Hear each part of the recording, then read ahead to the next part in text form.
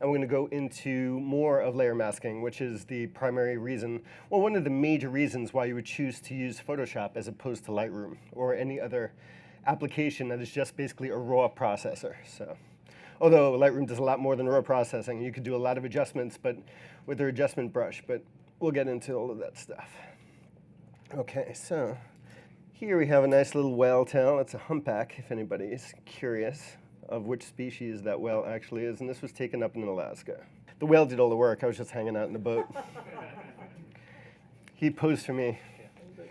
Okay, so what we're going to do is first we're going to talk about, so we'll get back a little into selections because we covered a lot going into selections last time, and we'll continue on with selections because in order to use layers really effectively, you either have to use them and create selections. So let's do a little bit of a recap first, and let's do, say, some spot adjustments with layer adjustments. Okay, starting off, so if we were to apply something to this image, say I wanted to add a contrast curve to this image, there's many ways you could do it. You could actually go up and you could do and create a layer, say, let's do some, let's go curves layer.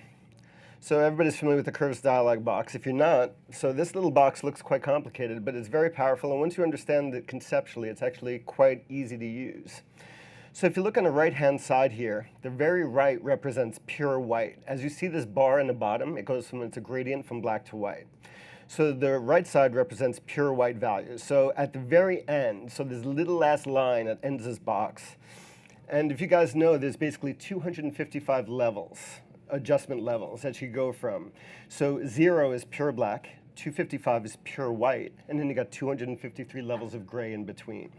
And you have those for each of your channels, red, green, and blue. So if you do your permutation and multiply 256 times 256 times 256, that's 255 to 255, 255, you get approximately 16 point something million colors. And that's about how many that could be achieved in standard 8-bit. So that's basically how your digital camera works, is your digital camera, when you're taking a picture, on the front of the sensor, they have basically all these little filters, sort of red, green, and blue.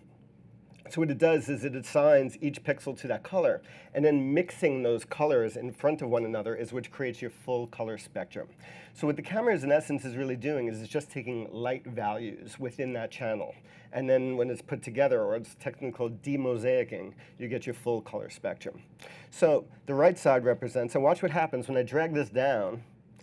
See, I'm forcing everything towards the right, and I'm forcing everything towards the white. And if I do the converse, I'm going to force everything towards the black.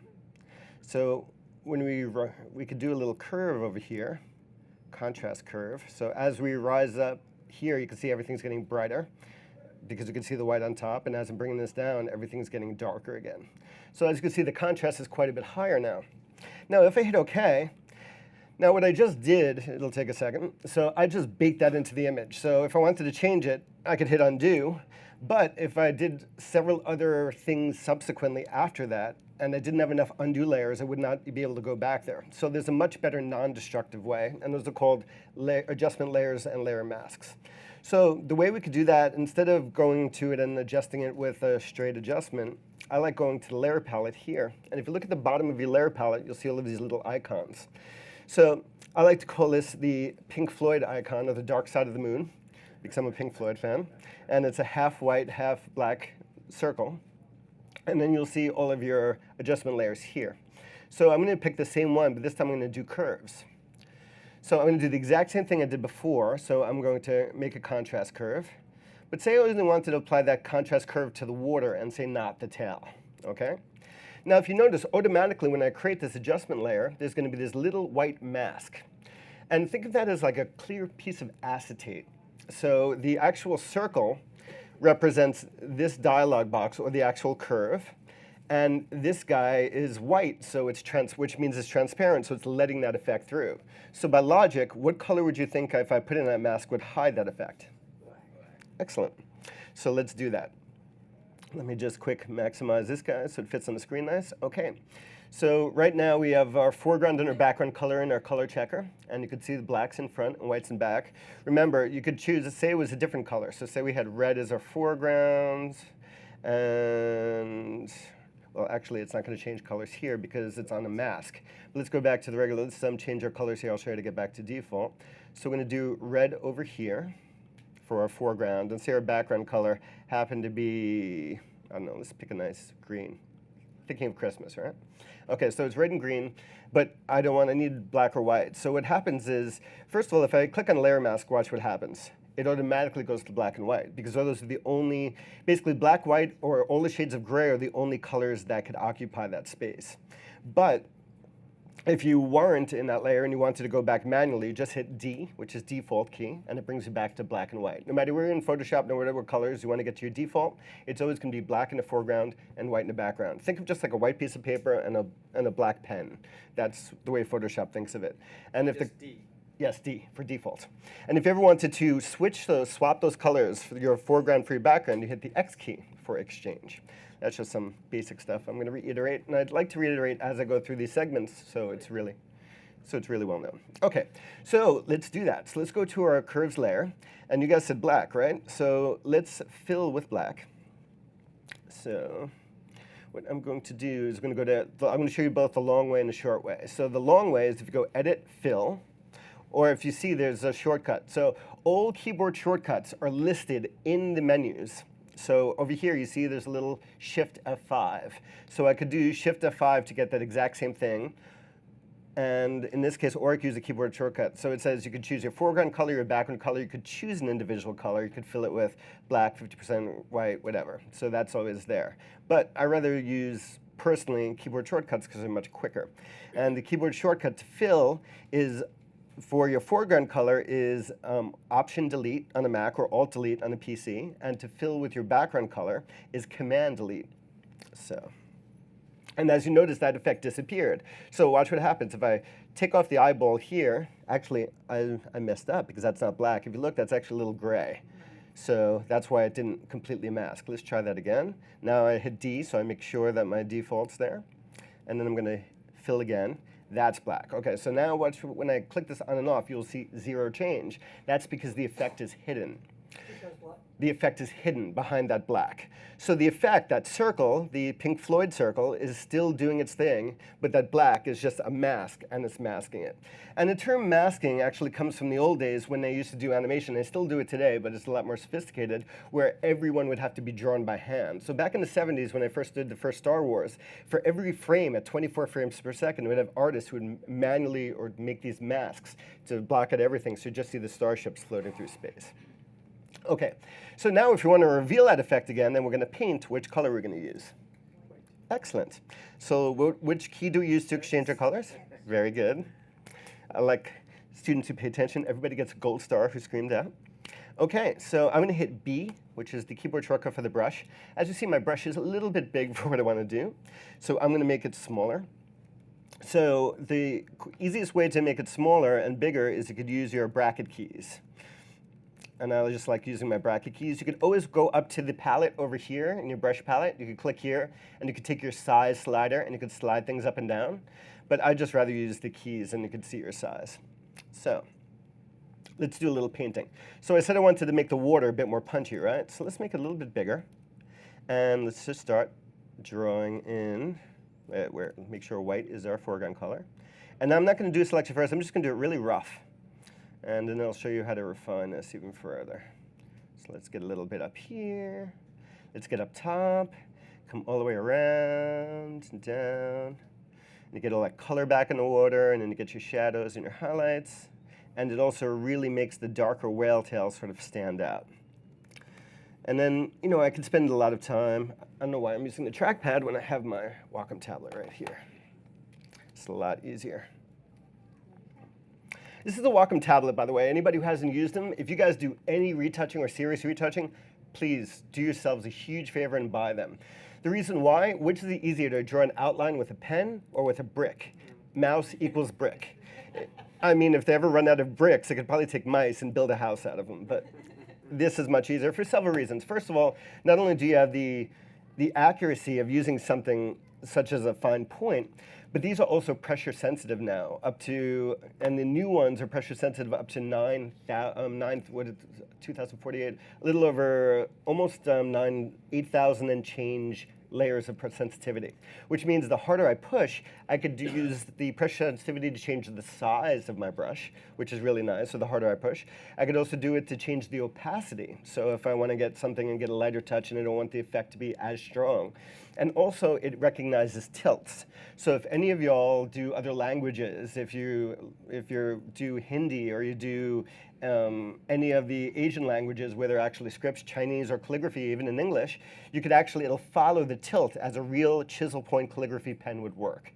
So that's another super cool thing. So even if you don't do Photoshop, but if you're into calligraphy and or you're into any really beautiful handwriting, which I don't, so even my girl right now is a doctor and she can't even read my handwriting, so it's pretty bad. So, but I definitely recommend that you do so. Okay, so let me just quickly, while I'm blabbing on here about the Wacom Tablet, just color this edge in a little bit.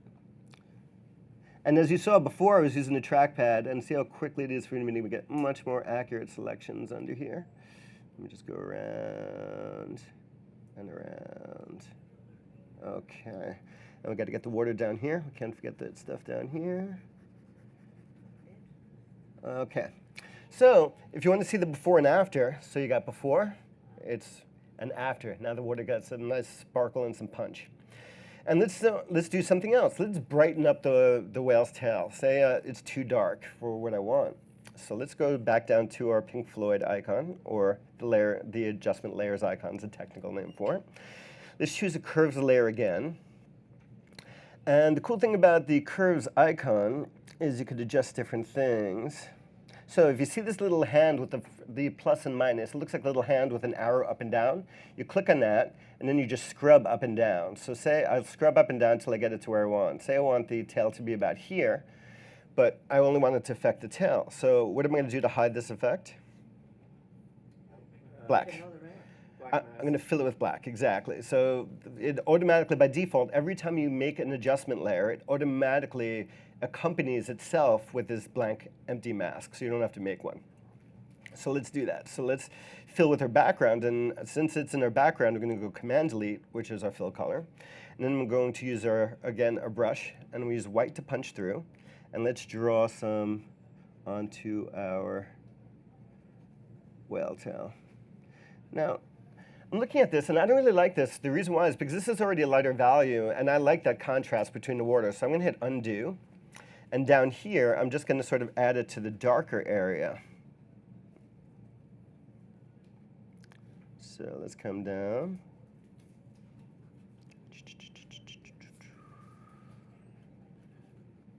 Do a quick job. Okay. Now, we got some sloppy selections because we did it by hand. We did it manually. However, if you're doing something like this, that's not super critical. You can't even see the lines or ways around it. Because if we were to look at the mask by itself, so all I'm doing is holding down the Option, I click on the mask, and you can see what I just drew. As you see, I didn't do an excellent job because I left a little gap. So the cool thing is I could come in and I could refine this. So even though I couldn't see it on the image, I could come in here and I could fill in all of the dots, and I could smooth it out if I wanted to. Option click on the Yep, mask. Option click. You Option click your mask. And then I Option clicked again, the image comes back. So let me actually leave it in that mode because I want to show you something cool. So if I wanted to feather the edge, which I didn't do beforehand, so what feathering does is it eases the transition from one side of the selection to the other. It softens it.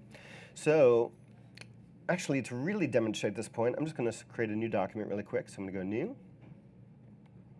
And by default, I'm going to use the default Photoshop size. I'm just going to hit Create. It's just a white canvas. So I'm going to grab a shape. So this is our shape. Let's do an ellipse.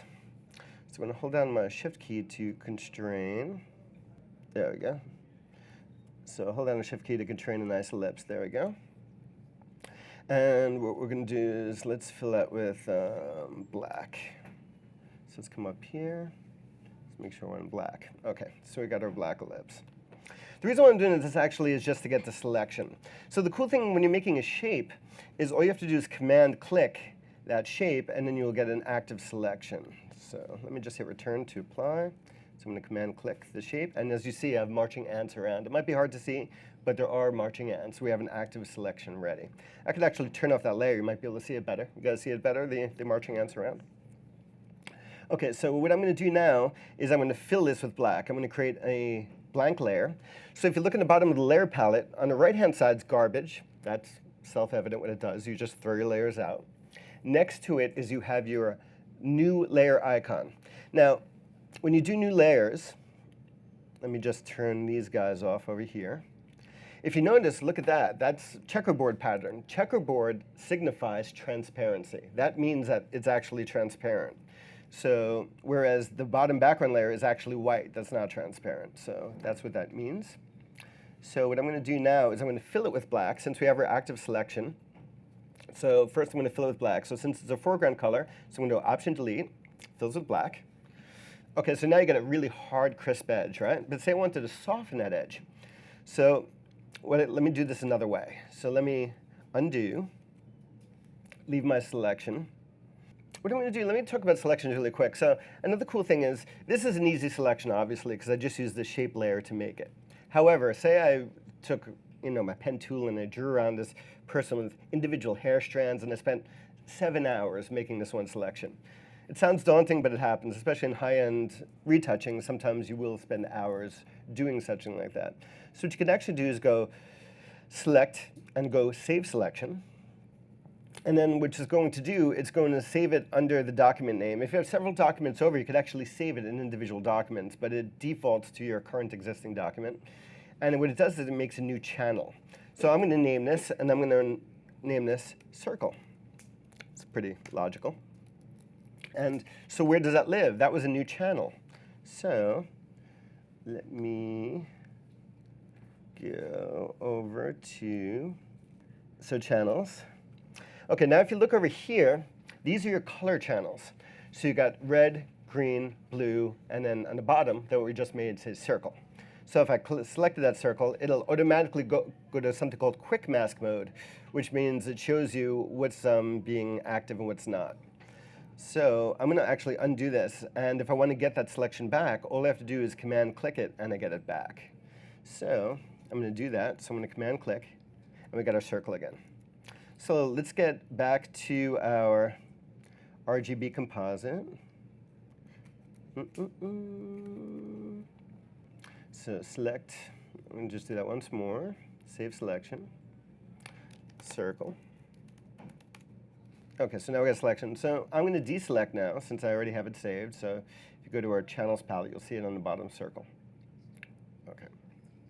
So I'm going to throw this ellipse out. I was just using it to make the shape. And we got our background again. So we're going to make a new layer. So it's a transparent layer. I'm going to fill the whole thing with black. So since it's a foreground color, we're going to go Option, Delete, and you get a nice black frame. Now I'm going to add a layer mask. So next to the Pink Floyd, you have your layer mask icon, which is just a Japanese flag. Japanese flag, thank you. So a black and white Japanese flag, so if you click on that guy, it opens up that transparent layer for you. So if you notice, our background is white and our foreground is black. So what we're going to do is we're going to go into our path, our channels, and we're going to select we're going to Command-click our circle, so we have an active selection. Okay, so if I want to hide the black and let the white come through from the bottom, which color do I need to use? Black, excellent. Because even though it's black, the white is transparent, so it's letting the black through. So I'm actually using black to hide that. So black is our background color right now, so I'm going to go Command-Delete, which is the keyboard shortcut, and look at that, so the white comes through. Now that is a super hard edge. Say I wanted a softer edge, like a softer transition. Normally what I would do is I'll go back in a moment and I'll show you how the feathering works. But another cool thing about layer masks is that everything is non-destructive. So what I could do is I could go to Filter, and since the layer mask is selected, I could go to Blur. I like Gaussian blur is the most common, and depending upon how much I blur it, the higher I drag the radius is the softer the edge will get. So I could get something from like an amorphous glow to a very accurate selection. And these I use a lot too, because a lot of times when I photograph people, either I'll shoot them on a green screen or I'll make a selection out and I can make a nice little sunburst pattern or starburst pattern for the background. And that's so how you could refine your edge without having to use the feather command. Of course, alternatively, what I could do is if I go to Channels and I select that circle again, what I'm going to do is I'm just going to change it to I'm going to move it to the marquee. I'm just going to move it so I could drag that selection over. And instead, we're going to go to Shift F6, which is going to be the keyboard shortcut, but I'm going to do it the long way. So modify, go down to feather, which is Shift F6. And now I can feather my radius. So this would be similar to what you're doing. So let me feather my radius, say 40 pixels. Hit OK. And if I go into layers, so I'm going to do the exact same thing I did before. I'm going to fill this with black, so Command Delete. And notice now I get a soft edge because I pre-feathered the selection. So there's many ways of skinning a cat within Photoshop. But the reason why I've illustrated that specifically is it's important to know is that you don't have to be super duper precise. It depends upon what you're doing and the final output is. But if you want to do something, you could just refine the edge. And of course, there's even more ways of doing that. So if you double click the mask, you get this little guy over here. And this is your Select and Mask dialog box. And with the Select and Mask dialog box, first of all, on View, a lot of times it defaults to black and white. Now, onion skin basically is if you're doing animation, don't even worry about onion skin. Marching ants shows you the actual marching ants, which you just saw. The overlay mode shows you in overlay. It makes it transparent. It comes through with the red.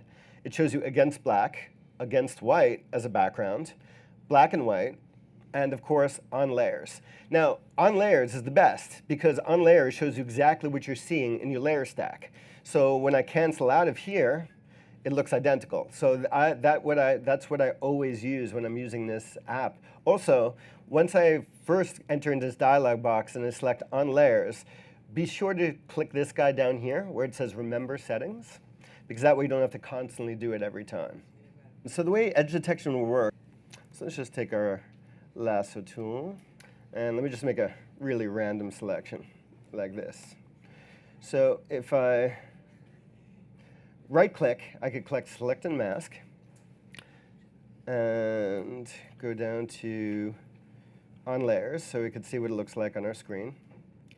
The reason why it didn't save Remember Settings, because I didn't hit OK. I just exited out. But if I hit OK, it will. So let's go through some of the commands over here. Actually, let me start with a single image. It's going to be a lot easier. Let me just quickly start with just a single circle, because right now we're on the one that we just softened with the feather, and I want a hard edge to show you what these do. So I'm going to make a new layer. We're just going to fill it with black, so alternate delete, and we're going to make a layer mask. So then I'm just going to grab the marquee tool, and we'll do a square this time. So hold down the Shift. Shift constrains proportions to give you a perfect square. So we're going to do a nice little square over here. And then we're going to fill with black. So Command Delete, which lets the white through. So now I'm going to double click. I'm going to go to On Layers, so you can see what it looks like. And then what we're going to do is there are different things. So with smooth, and it's really hard to see here. See how it rounds those edges a little bit? Yeah. So what smooth does, smooth really doesn't feather. It'll just smooth out that edge just ever so much. So if you look at 0, you'll see that the edges the corners are sharp, right? And if I drag it all the way over, it'll take a second. Now they're rounded. So to better illustrate this, let's open up an actual pixel-based image instead of some of these guys. So let's do our whale. Okay, so let's make a basic selection. Let me grab I'm going to do something really rough with the lasso tool. You're just going to put that on the layer? Well, I'm just making a selection first, yeah. So there's my perfect selection. Okay, by the way, when you have an active selection, to add the selection, you're going to hold down your Shift key. So I'm going to hold down my Shift key, and you'll see that lasso comes with a little plus sign. So I'm going to add in a little bit of whale tail that I missed over there. I'm going to add on a little bit of whale tail over here. And then the opposite is the Option key subtracts, or the Alt key in PC. So I'm just going to hold that down and take away a little of that selection, so it's a little bit better. Okay, so we have a decent selection, not a great one, but this is just to illustrate this point. Okay, so what we're going to do is we're going to copy this onto its own layer. So to duplicate via copy, you're going to do Shift-Command-J as the keyboard shortcut. And if you notice, if I take off the background layer, now we have this lovely selection, this perfect whale tail, not even close, on its own layer. And what I'm going to do is I'm going to click on our background layer. Now, whenever you're creating any new layer, so whichever layer is selected in your layer palette, when you hit New Layer, it'll go directly above it. So if I want one underneath, I have to select my background layer. So if I go New Layer, it appears right above it. So say I want to put this against a white background. So I'm going to fill this with white. So since this is our background color, so it's Command-Delete, fill with background color. And now, actually, you know what? I'm going to not put it as, I'm going to just leave the background layer above it. What I'm going to do, instead of duplicating a new layer, let me just go back one where it's on its own layer. Then we're going to go to Select and Mask, since we have our active selection. And so now you can see the mask. You can see the semi-transparency behind it. If we bring the transparency up to 100, you can see it's on its own layer. The reason why this is so you could always see what your other layers are looking like compared to your scene. What I'm going to do is, to make it even easier, I'm just actually going to do a layer mask first. So we're going to do what we did with curves. So I'm going to really brighten this up. It's going to be much easier to see. So we'll add a little bit of contrast to our whale tail, not too much. Let's go back on layers.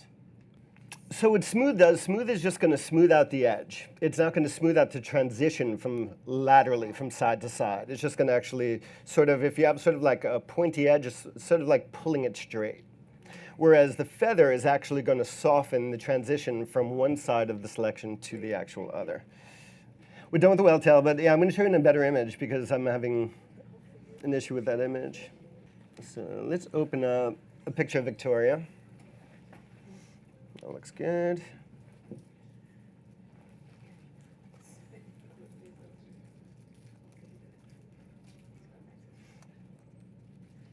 Okay, so I'm going to grab the pen tool, which we talked about last time in selection. I hit P for the pen tool.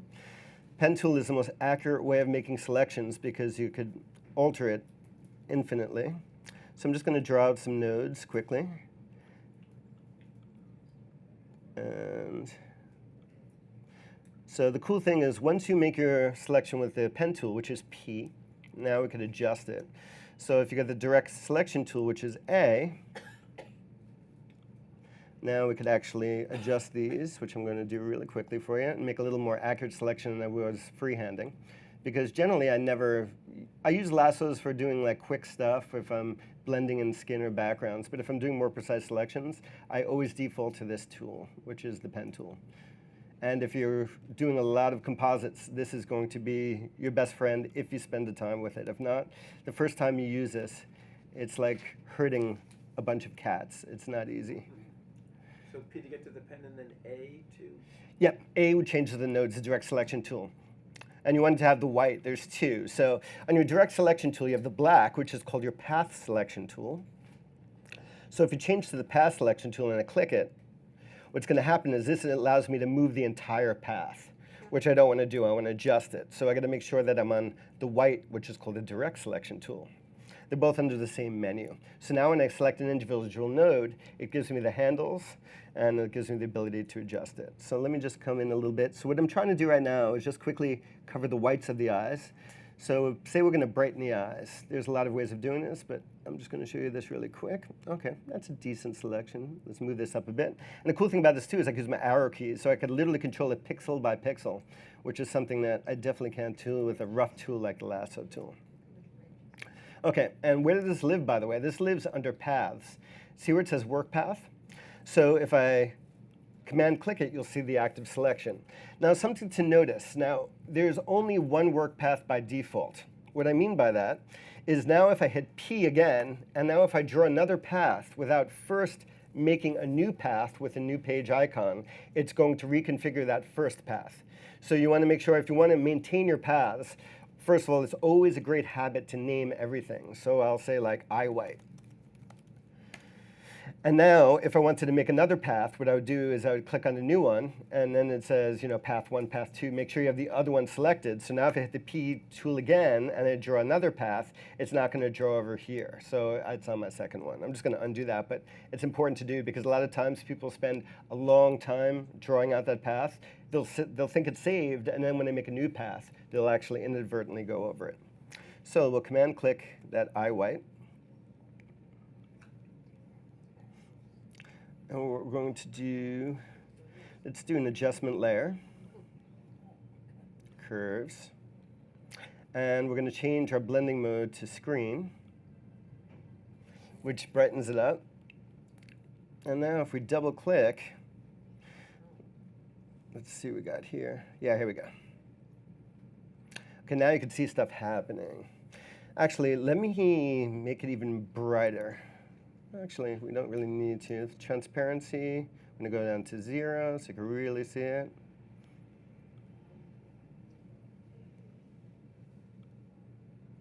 Okay, so watch what smooth does, especially in the corner of the eye near her nose. Watch, so it's a hard corner. And when I drag it smooth, see how it rounds it out just a little bit? It's not changing that transition, that feathering from one side to another. It's only really sort of pulling those rough edges straight. So that's like more of what I call fine tuning. Then you can use feather, which softens the whole thing. Look at that. So now it actually looks pretty good. Even though I did a pretty quick selection, I'll feather it, and that's about 3.9 pixels, so on and so forth.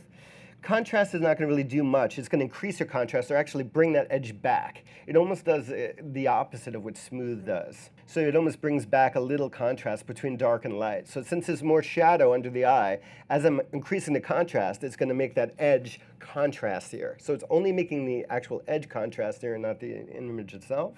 But I don't want that. In this case, I want it a little feathered because I want it to blend nicely.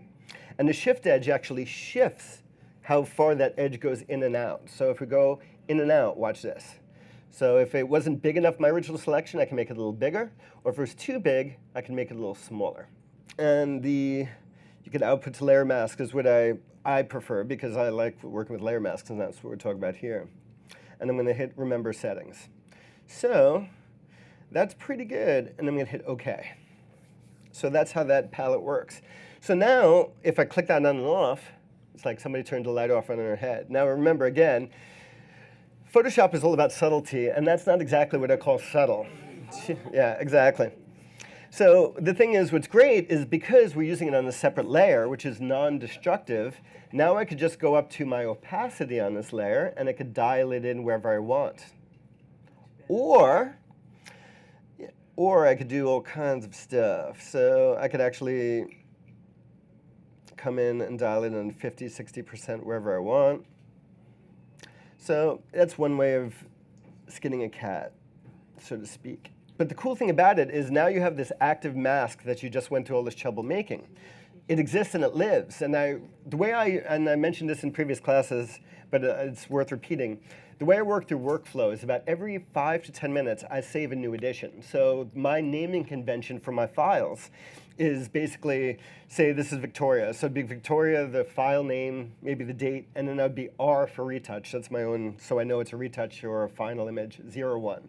And by the end of a very complicated retouch, I might have 40 saves. But once it's done, I'll throw away everything except that final image. But that way, if my computer ever crashes, or it doesn't start the way it did this morning, I'll have only 10 minutes of my life lost. I won't have 6 hours, 8 hours. My friend who's a professional retoucher, sometimes they do something called rounds. Each round will be probably 4 hours or so, and they do up to 10, 20 rounds for a single image for some really high-end retouching. So, I mean, you could be spending 60, 80 hours on a single image, and you don't want to have to redo all of that work. So I rather use up some of my hard drive space and constantly save so that way I could go back. But for me, until the image is deliverable to either yourself or your client, whoever your client may be, I'd rather just keep everything just to be on the safe side. Because you never know when you'll be like, oh, I spent 2 hours making that individual mask, or drawing those eyelashes by hand or whatever, and now I have to start all over again because I was too quick to save space in my hard drive. And since hard drives are so cheap these days, I mean, a 1 terabyte hard drive is like probably 30, 40 bucks these days. It's so cheap that it's worthwhile that when you're doing this to save all of your retouch layers, and you could always revert back. Plus, for yourself, if you're doing work solely for yourself, if you're the end client, great. However, I'm sure you guys who actually deal with some clients could be extremely picky. What I mean by that is if somebody's hovering over your shoulder. Now, I'm a printer's son, so I grew up in graphic arts, and I did pre-press and set up images. Now, the way printing presses work, especially when you're doing pre-press and file, you work with something called percentage of ink limits. Now, human beings can't really see the difference between 1% and 2% magenta on an offset press. It's impossible.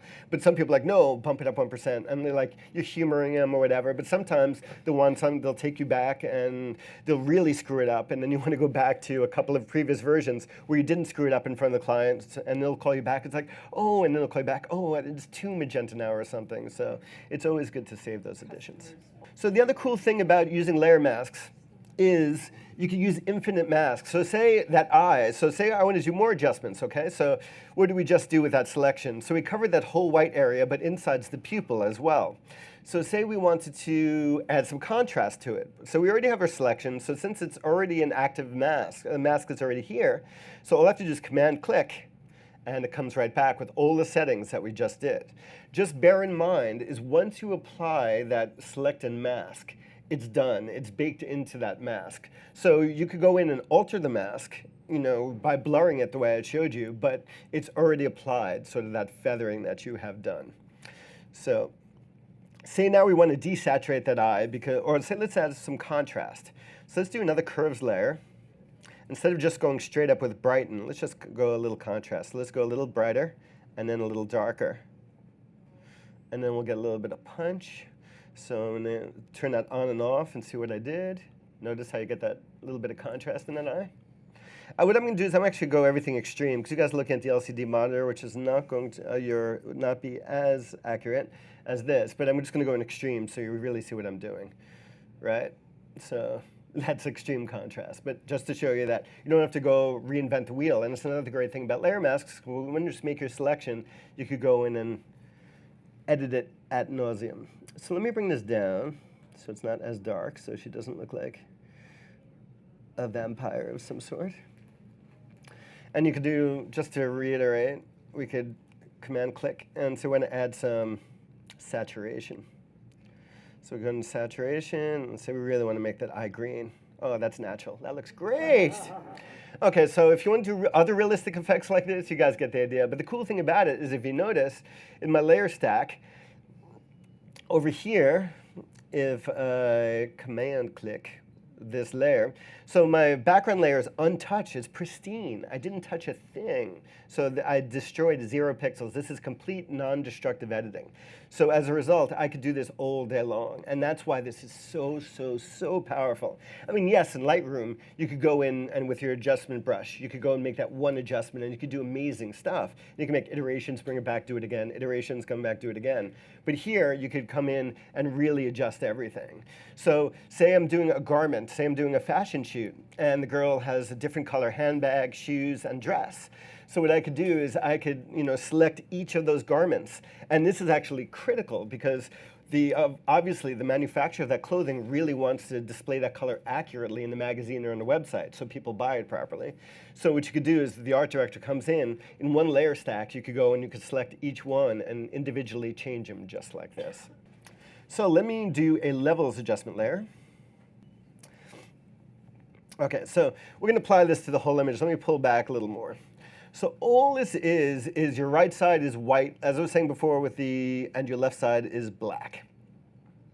Now, if you notice in the histogram, there's a slight little gap over here. That means there's 0 information between the brightest point and 255. So there's actually some missing information. So basically, if you look, 255 is a pure white. So I'm guessing right around here, which is 241, 242, there's nothing. So if I want to optimize my image, I would drag this over because there's nothing happening here and apply it to the right level. So you could really adjust your levels over here. Actually, the reason why this is not adjusting is because the mask is not clear.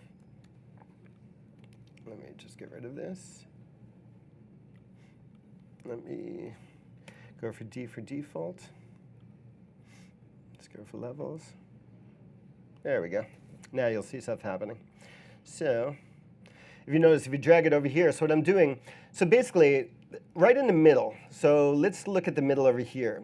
So the middle slides your gamma. So basically that's going to drag things brighter and darker overall, but it's not going to change your two limits where you start crushing your blacks and you start burning out your highlights. So if I drag the 255 over, I'm forcing all of that stuff to white. So say over here, somewhere in the middle where there's like skin tone present, I could drag this over and I can make it actually brighter. Actually, to do this properly, let me get rid of these curves. I'm going to throw these away.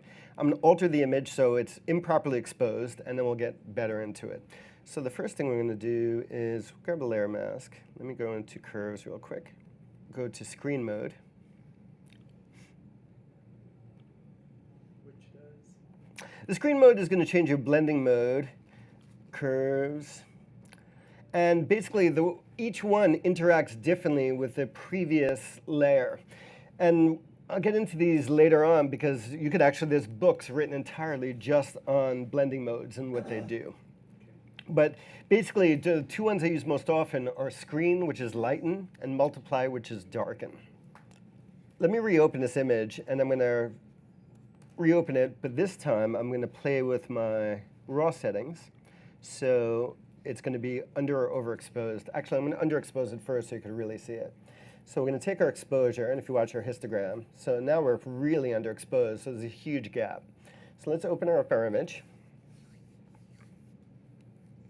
Okay, so it's just a little bit dark now.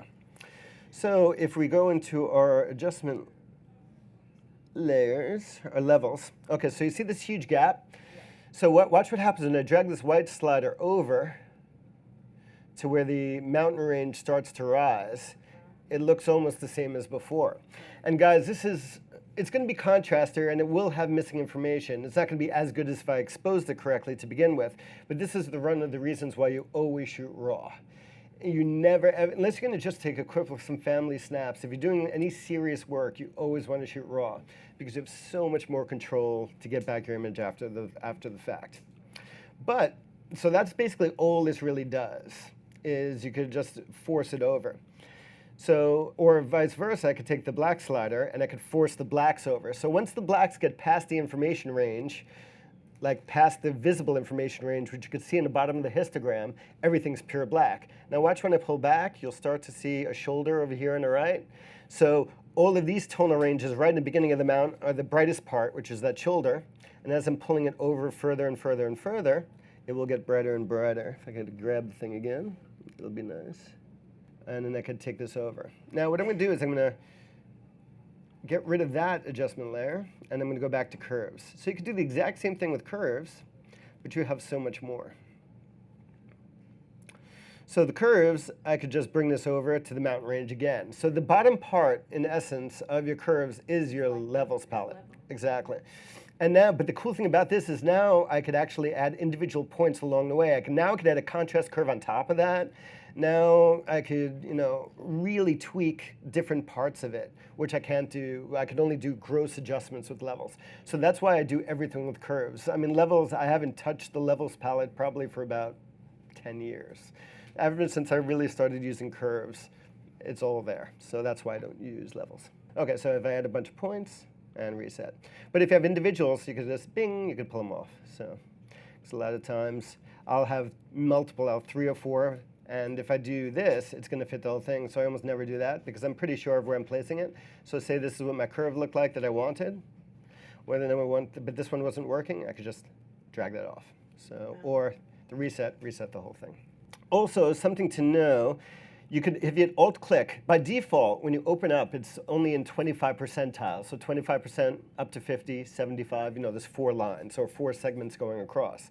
To me, that's not accurate enough. So I'll hold Option-click, and it doubles it to 10. So now I'm looking in 10% increments, so I have a little more accuracy in what I do. But the cool thing too is what you want to adjust a lot of times, and ever since I added this little hand with the arrows in a while ago, it makes things super, super easy, because when you click on it, then I could click on the actual area that I want to adjust. So it's never really necessary to, per se, to adjust that 100%. So say I wanted to brighten just sort of her forehead area, I could go there and that's where it's falling.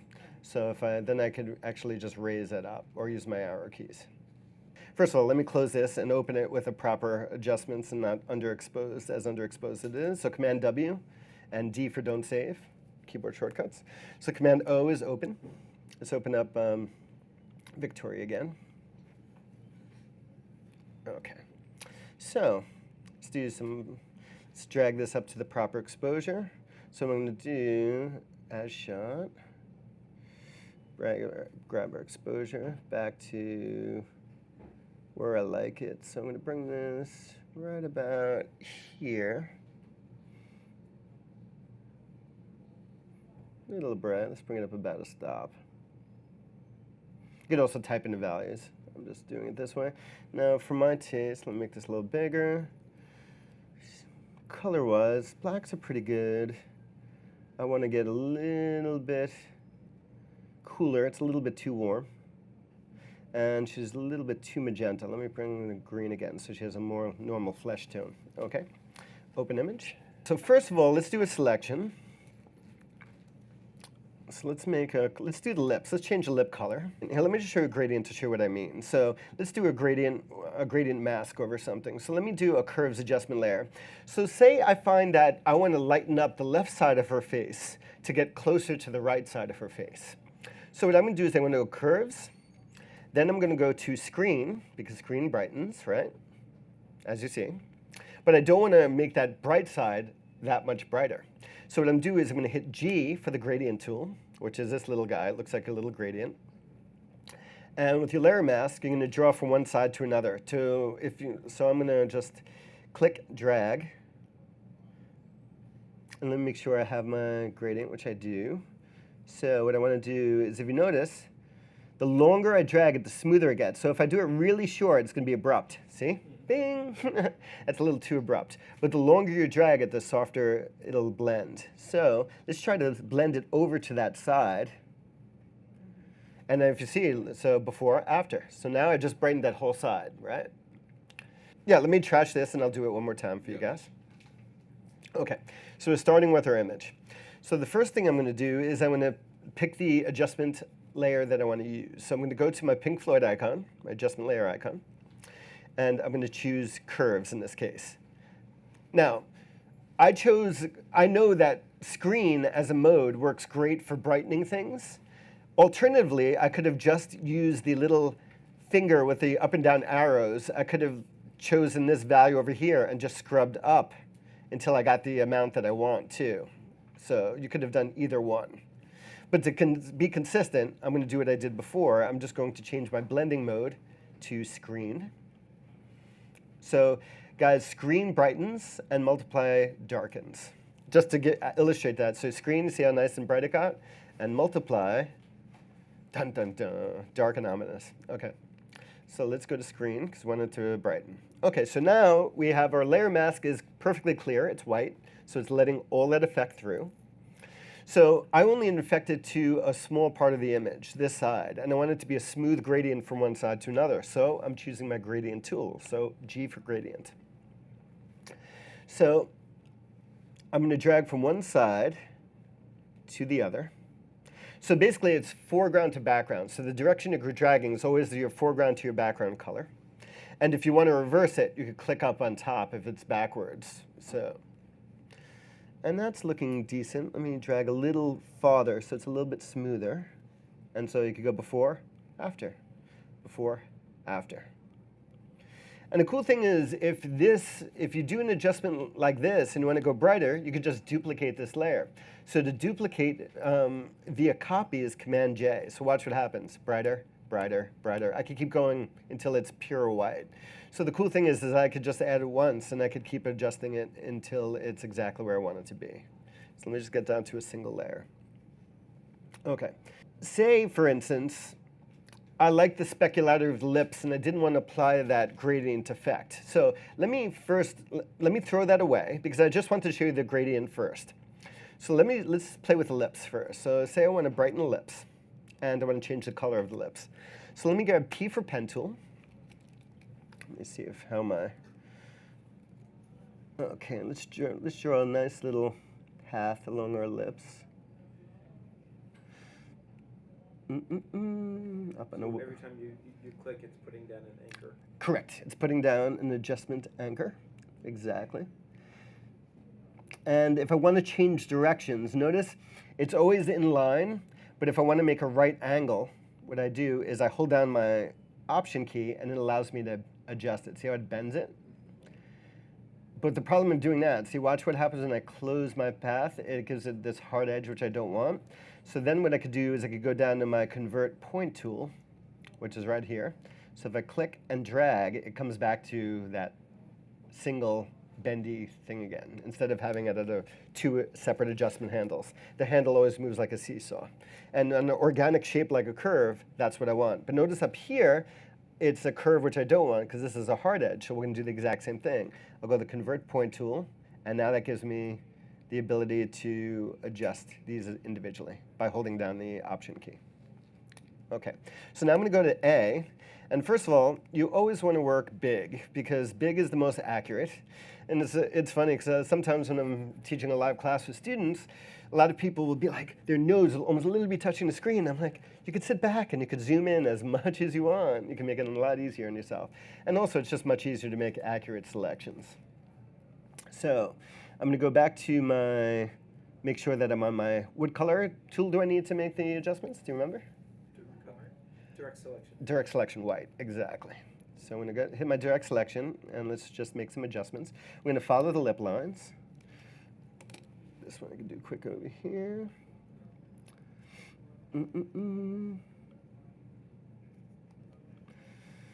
And if you look at Cosmetics Magazine, I'm sure the ladies do, some guys do, I do, because I do a lot of retouching. But for the guys who have not looked at Cosmetic Magazines, it might be interesting just to browse through one if you see one in your doctor's office or something, because you could actually see a lot of stuff, how it's retouched, or how good or badly it's retouched. Like here is like the widow's peak, so I'm just going to bring this up to the top. This is a little high. I'm going to bring that down a bit. This is actually under skin. I'm going to bring it actually to the corner of her lip. This is too high, so I'm going to go down like that. It helps if you do sound effects when you're doing this. Bring that down, bring this in. And the cool thing is, if I save this, either as a PSD or a TIFF, I'm saving all these layers, all these paths, all these adjustment layers. I could come back 2 years from now and re-edit this, which is awesome.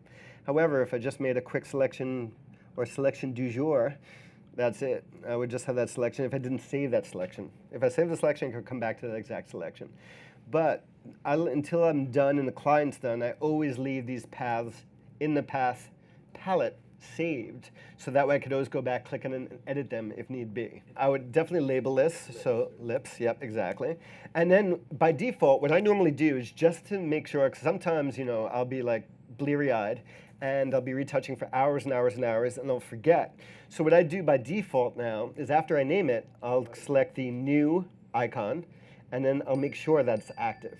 So that way, if by accident, now if I hit P and I make another path, say I want to do her eyes now, it's drawing on that path and not on the lips layer starting all over again. So that's important. So that's her lips. So let me click on her lips. That looks pretty darn good. Okay, so I'm going to command click on lips, and we have our nice little marching ants. Okay. Let me move this front and center. Get some lip service over here. Close this tab groups. Okay, so let's go to layers palette. And the first thing we're going to do, actually, let's go to, I really like Selective Color. Selective Color might be a little bit of a challenge for people who don't really know color well. Anybody who's ever printed color in a darkroom, or anybody who's actually worked in offset, which I did my whole life, will know this palette really well, because this is a CMYK palette. So you could actually change things around, but I really like it because I know the values. So if you look at the lips, you have your colors, your broad colors. So this is going to come under magenta because the lips here are mostly magenta. So the black is basically your brightness slider. I'm going to see if we have, actually, let's see what we got going on here.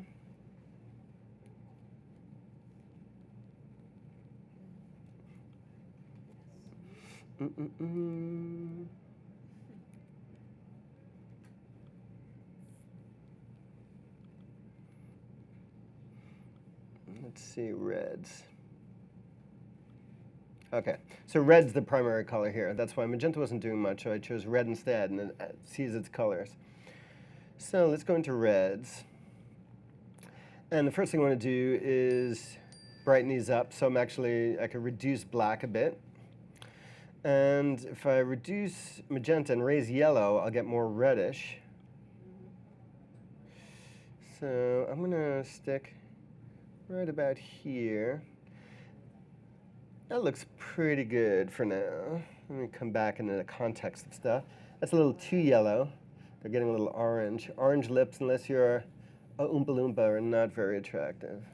Well, the hue and saturation you could do equally. So let me actually undo this. So I'm going to leave the selection active. I'm just going to throw this away. And that's what's great about adjustment layers. You could do it all different ways. Let's do hue sat instead. You could do the exact same thing. So what you could do, the hue is actually changing the pigment, the actual pigment color. So, you know, we could get like nice natural blue lips. Captain Kirk would go crazy over this one. And, you know, you could change any color you'd like under the sun. So you could do your first adjustment here, which is a more broad stroke, and then you could change your saturation, how bright that color is, and how saturated the color is, and then you could change how bright it is. So that's actually some cherry red lips. That's actually not bad. But if you notice something, look especially here. See how that really hard edge, because we didn't do any adjustments or refinements here? Right, so there's a couple of things we could do. So we could click over here, and if we go to our feather, we could feather right on our select and mask panel that I was showing you before. Soften it up. That's looking pretty good. So we can come back. Okay, so now we have our new lips. But now I want to brighten up that skin again with the gradient, but I don't want it to affect the actual lips, so we could actually do something else. Or the lips I could apply to an individual image. So let's add a gradient on top of this.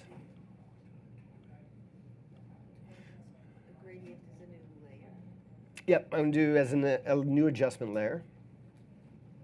So we're going to do a curves layer. And we're going to do the same thing we did before. We're going to go to screen.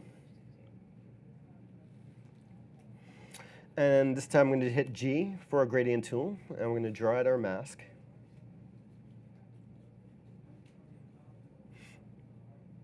So there's a couple of ways of doing that. That's actually pretty good. I'm going to draw a little more. Okay, so the one way you could do this is, a lot of ways why I do this is because once you have your gradient, you can apply a mask on top of it so it affects just the area you want. So if I don't want this to affect lips, what I'm first going to do is I'm going to select the lips. Then I'm going to invert my selection. To invert my selection, I do Shift-Command-I. So now everything but the lips are selected. And now if I go to my curves layer adjustment, actually, excuse me, what we want to do is we want to hide that effect from the lips. Say we like the lips where they were. So since we have our lips selected, we could just select that mask that already drew the gradient, and then we could just fill it with the black, that selection. So what that's doing in essence is, as you see, I got a black mask completely over the lips, so that's going to, the lips are not going to be affected by that gradient at all, and now the gradient's going to affect the rest of the image. There are ways if you're affecting pieces. For instance, let me do something different, and I'll show you another way of going about this. So let me option click so we can get everything back together again. So I'm going to go to our background layer where the lip information is. So what I could do is I could hit Command J, which is, actually, sorry. I got to make sure my lips are selected. Here's my lips. I'm on my background layer, so Command J, so it's going to duplicate it onto its own layer. And then what I could do is I could actually apply just the hue sat to this layer. And I can do something called a clipping group, which is Shift-Command-G. Option-Command-G. So this is only going to apply it to the bottom layer underneath the hue saturation. It's not going to affect the whole image now. So this is only applying it to this image, and it won't apply it to any other pixels under it. So those are basically the two ways you could do it and have it on a separate layer. So that's how you take an adjustment layer and attach it specifically to only the layer underneath it. It's not going to affect anything else in the layer stack. So let's do some other fun stuff. Let me show you another cool technique that you guys could use. Let's go up to Layer, New, Layer. OK. So when you bring up the new layer icon, or the new layer dialog box here, there's a lot of cool things you could do. First of all, you can name it. Say we're going to do a contour. So we'll do a little highlight and shadows. This I do all the time. And if you notice, see, use previous layer to create color play mask, what I just did, you could actually do it here, but I'm not going to do it for the moment. And in the mode, what I'm going to do, and once you really get into your blend modes, certain blend modes are good for certain things. So I'm going to choose soft light, and soft light gives you the ability to go with a fill with soft light neutral color 50% gray. So I'm going to click on that guy, I'm going to hit OK. And what it does now is it actually creates this gray layer, bright and dark. Now what's cool about this, if I grab a brush and say I want to paint with white or black. So let's paint with black first. Say I want to enhance some shadows in our cheek. So I could do like a jawline here. Say I want to enhance some shadows in our nose. This is going to be very rough, but I'll show you how we're going to fix this very soon. And then I'm going to hit the X key, which exchanges it to white, and say we want to add some highlights. And we could add some highlights in the cheeks.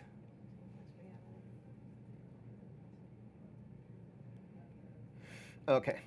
So that looks really natural, right? So what we could do here is go up to Filter, Blur, Gaussian Blur. And now we're going to really blur the heck out of this stuff. Pretty cool, huh? About 90%. Hit OK. And now, if that's too much, which I think it is, I can reduce the amount. So I could add my own little contouring, and I could reshape, I could restructure entire face just by using these adjustment layers. If you increase contrast on a color, like for instance, let me just do a contrast layer. So let's go above our curves layer. And let's make a new contrast layer. So we're going to apply this to the whole image. So I'm just going to bump up our contrast. I'm going to bring up our highlights and drop down our shadows. And if you notice, her skin got a lot more orange. And to really demonstrate that, I'm going to click that layer on and off. You see? Because as you increase contrast, you're also increasing your saturation. So the way you could do that with blend modes, instead of the normal mode, you could go down and just choose luminosity.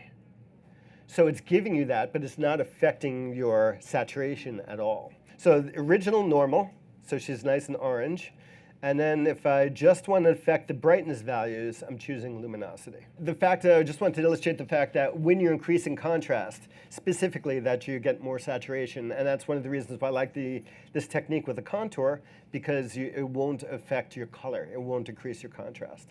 So let's throw away that layer. I'm going to start off from scratch. So we're going to go up to our layer palette, or layer menu, excuse me, on top. We're going to go to New, Layer. By the way, Shift-Command-N is the keyboard shortcut I'm showing you guys a long way. And it comes up with a dialog box, New Layer.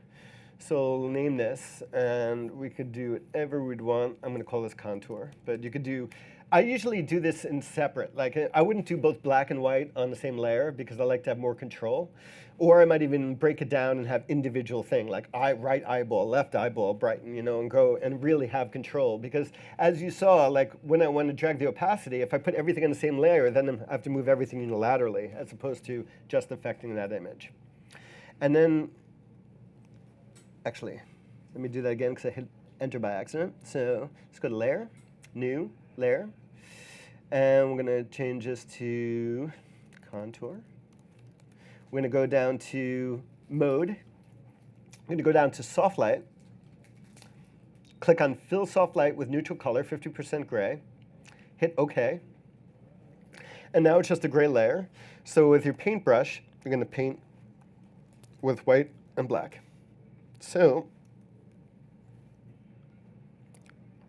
let's sculpt her sort of her collarbone area a bit more.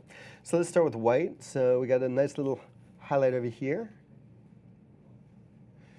And this really is nice too. If you have some clients and you're doing a lot of headshots and they may be a little bit overweight and they want a little more contouring in the face, and this is a great way of doing it. So, but I mean, it depends. It's really a tricky subject because you have to respect your clients' wishes. And I shoot a lot of headshots for people. So, and then some people want me to redesign their entire face. I said, look, dude, when you go into that, casting, they're gonna laugh at you and they're gonna tell you to walk out because you don't look like your photo anymore. They're like, but I want it anyway. I'm like, it's your money. I'll do what you like, but I'm just letting you know.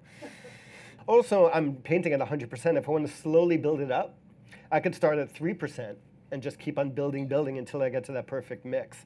But I like to do things this way, and then afterwards, use the Gaussian blur to blend it, and then I reduce the opacity. And a lot of times, to have complete control, each area of the face, I'll be doing a separate layer. So I'll say contour cheekbones, contour eyes, contour lips, contour nose, and then I'll be able to individually control the opacity after the fact with the opacity slider. So let's do let's make another contour layer. So we're gonna go, once again, layer, new, layer. Let's change this mode. This is a contour, and we'll go black. I could have named the other one white. Mode goes down to soft light. And then we're going to go down to fill with 50%. OK. Now we're going to make sure we have our black. X exchanges for black. And now we're going to do some of our black detail over here. Some deeper shadows here by the hair. Pink, pink, pink. Some here in our collarbone. And again, you can use layer masks here because notice that I went too far. I could either erase this or fill it with 50% gray. By the way, if you want to erase, you could just choose a 50% gray brush and just paint over it in that layer. But in this case, I'm going to add a layer mask. And then I'm going to paint with black because if you notice, I got some on her chin. It helps if you add the layer mask to the right layer. I was on the wrong layer. I was like, why isn't anything happening? It was on the wrong layer. Here we go. So clean up that chin. And this is just down and dirty, of course. It'd take a lot more thing. And what I could do is now I'm going to blur these. So I'm going to go filter, blur, Gaussian blur. And it's going to maintain what I had before. The filters always maintain your last settings, which is cool. So I could just use the keyboard shortcut, Option-Command-F, or I could just come up to filter. So both of those are blurred, and then I could reduce the opacity and make it a little more natural. And let's bring back our opacity here, because she's a little bit bright in the cheek. And the blacks are not bad, because the blacks are nice and rich and dark, the way I wanted them. It adds a little more contour. So as you see, with some time and some patience, you could do really dramatic restructuring of people's face, especially if you have any art experience by yourself, which I do not. I can't draw, but if you could draw, and especially with a tablet, you could redesign somebody's face completely and make it quite realistic by using these techniques. When you're doing blurring and stuff, it's interesting because the problem is it will work within the selection, but it'll blur the selection mask. For instance, let me get rid of all of these layer masks, adjustment layers and layer masks, and we'll start with just Victoria as well. So say we wanted to blur her skin, which is actually one of the worst ways to retouch, but a lot of people do it because they don't know how to, or they don't want to take the time to touch up skin. But we're just going to do it in this case. So I want to do something weird. So we have her lips. So say I want her lips sharp and her face to be somewhat blurry for some weird reason. Since we already have our lip selection made, we're going to use that. So what we're going to do is I'm going to hit lips. I'm going to go to layers. I'm going to hit Command-J, which is duplicate via copy. So it's going to duplicate those lips onto their own layer. See? Hello, lips. They're on their own layer. And then in the background layer, let's blur it out. So I could go Filter, Blur, Gaussian Blur. and then you have sort of like these floating lips. That's a little too much of an effect. But say you're doing a lipstick ad or something, I don't know. I'm just making stuff up as I go as far as conceptually speaking. The thing is, if you're trying to like blur stuff out with active masks, it sometimes does weird things. So the best thing to do when you're trying to have isolated stuff and stuff blurred in the background is to make sure whatever you want sharp to be in a separate layer ahead, which you can do, for instance. Let's do this another way. What I am going to do is I'm going to duplicate my background layer. We're going to do our lip selection again. And this time, I'm going to blur it right on the layer to show you why I did that the other way. So since I want to select everything but her lips, I'm going to invert the selection. So it's Shift-Command-I. And then what we're going to do is we're going to go to our filter, blur, Gaussian blur.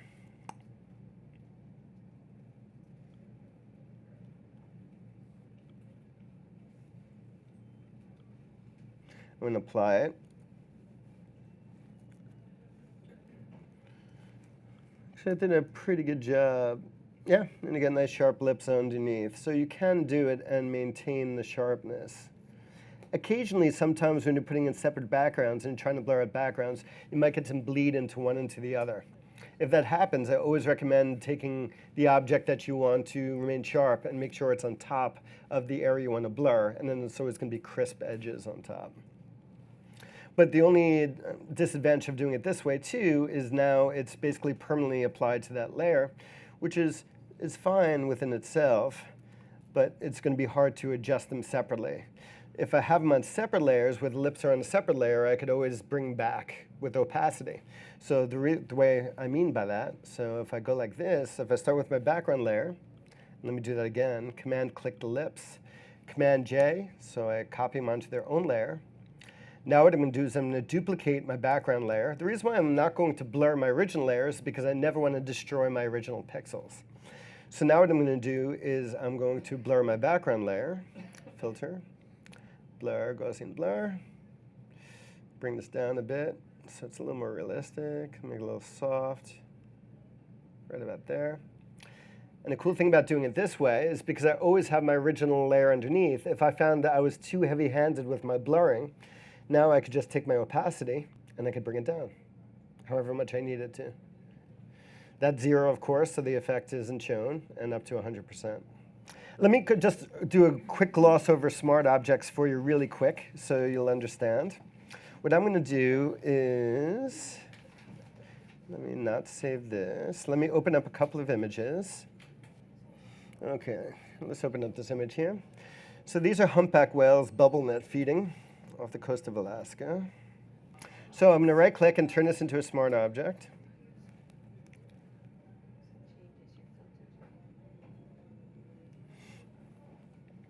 OK, and then what I'm going to do is I'm going to increase my canvas size. So I'm going to go Option, Command, C, which is a keyboard shortcut to change a canvas size. And I'm going to double my width. So currently my width is 1920 pixels. And I'm going to go a little more than double. I'll go 4,000 pixels. I'm going to anchor it to the left. OK, I'm going to make this a little smaller so you can see. So I got this transparency right here.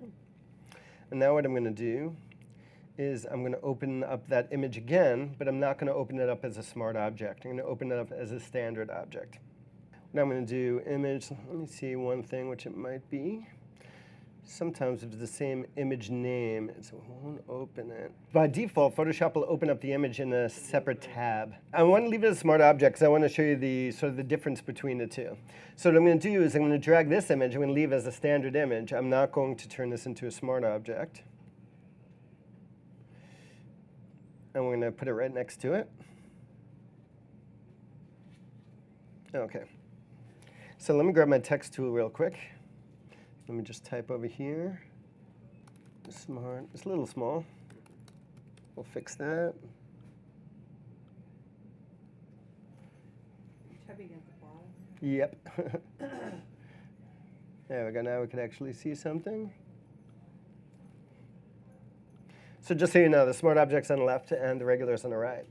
So now what we're going to do is we're going to go Command T. We're going to transform this whole thing. I'm going to constrain proportions by hitting the link, go down to 1%. And if you notice, I'm going to go Command T, and I'm going to increase the size of this. Let me really zoom on in. And look at this image. See how pixelated it is? Whereas the original image is pristine. Because the way it's working, a smart object, it's referencing to where it lives. It's not actually changing the photo. It's saying, OK, your photo is at 100%. We're going to scale it to this percentage of the overall size. But we're not going to stretch or make your pixels smaller. So that's what the smart object's actually doing. It's referencing its full-size image. So as long as you're not increasing the size of the image, you could go down and come back up, and it'll be perfect and pristine as you could see it. But a non-smart object, what it's doing is when you go down to 1%, it's throwing away all that information. All those pixels are gone. So when I try to stretch it back out, it has nothing to reference. It's taking that tiny little minuscule thing and trying to add pixels where pixels don't exist. And as you can see, there's no image quality left. So that is why I use smart objects, because I'm constantly bringing in 5 or 6 different pieces from different images into my images, and I'm scaling them up and scaling them down. And no, that was a little too big, I want to go a little smaller. Or that's a little too small, I want to go a little bigger. If I just knew the exact size I needed it, sure, I could scale it down and be done with it as long as I never touch it. But if you're going to be upscaling or free transforming images, upscaling and downscaling pieces, you definitely want to use smart objects, and I always use smart objects. The thing is, certain things and certain filters you will not be able to do. You'll have to rasterize the image first. It'll actually give you a warning. It says, will not be able to do, you have to rasterize. So therefore, you do all of your, make sure your size adjustments are set. Once you know it's all composited and all your pieces are the right size within the image, then you could go apply all your filters where you will have to rasterize it first. And rasterize it means turning it back from a smart object into a normal object or into a pixel-based image. Okay. But yeah, I always recommend working with smart objects for everything that everybody does. So if you wanted to say bring multiple pieces, like for instance, let's close this image. Let's open up a couple of different people images. So let's open up this image here. And then let's open up, actually let's open up Megan this time. OK. So say we wanted to steal Megan's eye and put it over here on Candace's face. So we'll go to layers. So since the skin's going to be soft where it blurs, I'm not too concerned about a really accurate selection because the skin is going to be feathered, which I'll show you. So I'm just going to hit L for the lasso tool. And I'm going to pre-select my feather. So I'm going to do like a 20 pixel feather. I'm just going to make the image bigger so you guys can see what I'm doing. She has that advantage. She has beautiful skin. OK. So I'm going to generously select around the skin. Actually, so I'm going to hold the Shift key, add a little too big. So I want it to make sure I have enough area. There we go. That's big enough. So I'm going to go Command J, which is duplicate via copy. So I have this layer selected. So I'm going to, what I could do first is I'm going to convert this to a smart object. So I'm going to hit V for the Move tool. So I'm going to click and drag that eye over to the tab until you see the image change, bring it into the center, and I'm going to drop it. So it's telling me that right now, are you sure you want your colors to convert a destination? And in this case, yes. So the reason why is we have 2 different color spaces. One was sRGB and one was 1998. But yes, that's why this option's coming up. And we got this floating eye. So what we could do is, first thing I'm going to do is I'm going to reduce the opacity so I can sort of line it up better. So I'm going to go to about 50% or so. I'm going to get really in close so I can see what I'm doing. I'm going to hit V. I'm going to move this up and down. And it works out that I happen to use the exact same lighting for both of the ladies. So this way I can really line up that triangle. So it's a little bit too big. So I'm going to hit Command T for free transform. I'm going to hold down my Shift key. My Shift key constrains my proportions. I'm going to drag that down a bit. Come over here. Drag it down a bit more. We're getting pretty close now. Let me quickly turn snap off because it's snapping to my frame. So go to View, Snap. What snap does is Photoshop really helps you snatch to edges of frames or layers or guides. So it just keeps snapping on me. And I didn't want it to snap, so I just turned that off. So I'm going to make it a little smaller. That's getting right about where we want it. Oh yeah. A little bit smaller. Okay, that's lining up nicely on top of one another. So I'm going to leave it right about there. I'm going to hit that. Now, of course, because it's a different shape eye completely, it's not going to really work. The width-wise, so scale-wise, it's actually pretty accurate. But in this case, Canvas has physically much bigger eyes to scale. But to just give you an idea, and now in this case, there's a couple of things we could do. So we could either try matching skin tone, or we could just erase this. So I'm going to do what's going to be easier first. I'm going to try to erase that. So I'm just going to hit the layer mask, which is the Japanese flag. And then I'm going to use the black brush, exactly. And now, since I want to have a smooth edge, I don't want to use pure black, because that's going to give me a pretty hard edge, even with the feathered edge. So, and I like to slowly build it up. I want to let some of that skin color come through. So instead of starting with 100% opacity, I'm going to go with maybe 20% opacity. So, and then what I'm going to do is I'm just going to go one layer without removing my mouse. It's going to look a little weird because the different eye, the creases are completely different on the eye. But I just want to give you guys a quick example. Yeah, that's all sure. So let me trash that eye. We'll start over. So we're going to go back to Megan. So the eye is already on its own layer. So you hit the Move tool, V for the Move tool.